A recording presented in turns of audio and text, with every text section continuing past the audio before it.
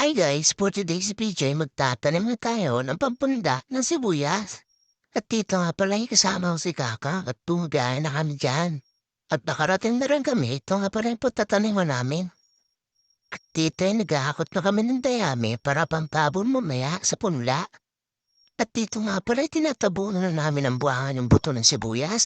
At pagkatapos nila ay kumain na muna kami at nananghalian. At dito ay nagpahinga muna kami pagkatapos namin kumain. At tita, inakot nga namin yung kinuha namin dayami kanina para pantabon sa punla. Yan, dahil napagod na mag-voice over, si mami naman. Nandito kami ngayon sa bukid. No. Natapon kami ng punla ni BJ. Hindi namin alam kung saan na naman kami magtrabaho.